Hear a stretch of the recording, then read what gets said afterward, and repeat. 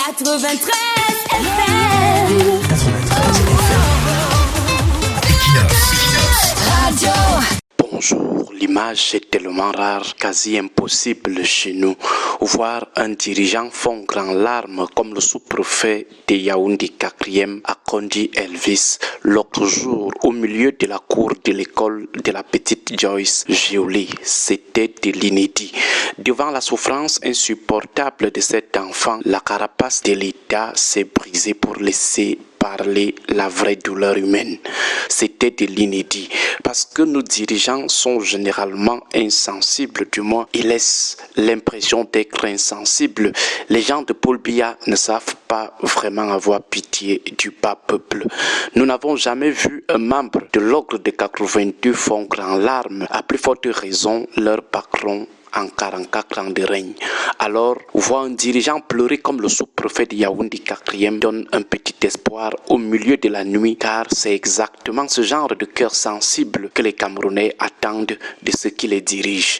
Tout ce qu'on leur demande au fond, ce n'est pas des miracles, c'est juste d'être humains et capables de ressentir la peine du bas peuple. Nous rêvons des chefs qui ne se cachent pas derrière des communiqués officiels tout froids, mais ceux-là qui descendent sur le terrain pour pleurer avec une maman brisée ou un père désespéré. Cette larme versée par le sous-préfet pour Joyce montre que la politique sans amour n'est rien et que le premier rôle d'un chef, d'un dirigeant est de protéger les plus faibles qui sont à sa charge.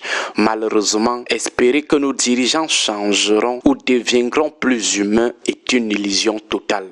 La réalité du régime de Paul Biya nous prouve chaque jour que ses gouvernants font tout pour que le cynisme l'emporte toujours sur l'humanisme.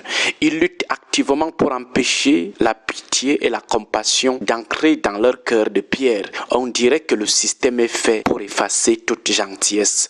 C'est un combat permanent où la froideur des bourreaux gagne toujours sur les émotions de la rue. Le mépris est devenu une habitude de gestion et ignorer les grammes est vu comme une preuve de force. Ils préfèrent rester bien installés dans leur bureau climatisé plutôt que de regarder la misère du peuple en face. Les exemples de cette indifférence totale sont nombreux et flagrants durant ce très long règne que nous offre Paul Biya. On se rappelle tous du massacre des écoliers de Kumba où des enfants ont été tués dans leur salle de classe sans que le président ne se déplace ou ne décrète un deuil national direct pour consoler les parents. Il y a eu aussi la catastrophe du cran des Eka où des centaines de Camerounais sont morts pendant que les ministres commençaient par mentir à la télévision pour essayer de cacher la vérité. Plus près de nous, le vol de l'argent du Covid-19 ou le meurtre sauvage du journaliste Martinez Zogo qui montre bien que la vie du bas peuple compte peu pour les gens de 82.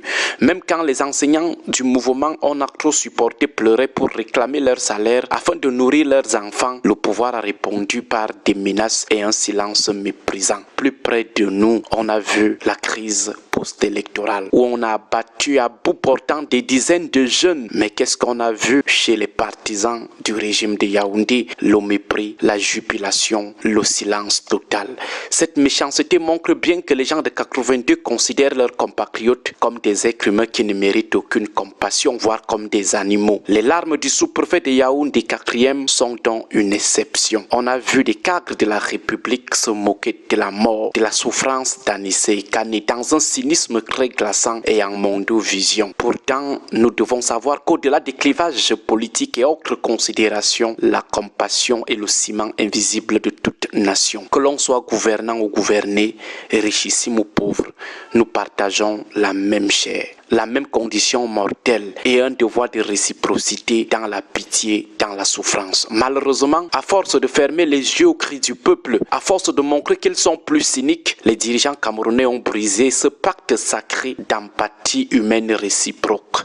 Cette indifférence prolongée a fini par empoisonner l'âme des gouvernés qui, par réflexe de survie émotionnelle, n'éprouvent plus assez de pitié pour pour les dirigeants du système RDPC. Aujourd'hui, lorsqu'un haut dirigeant du régime décède, le bas peuple a désormais du mal à pleurer. Au contraire, de plus en plus, les réseaux sociaux s'enflamment de joie. Les gens qui se réjouissent ouvertement en lançant un terrible au suivant. Nos dirigeants doivent donc arrêter de forcer leurs esprits et leur cœur à être rugueux. Un dirigeant n'est pas un cyborg. Il est d'abord un humain et doit plutôt se battre à demeurer humain. Agréable semaine à tous. Que Dieu et nos ancêtres continuent de veiller sur le Cameroun. 93 FM. 93.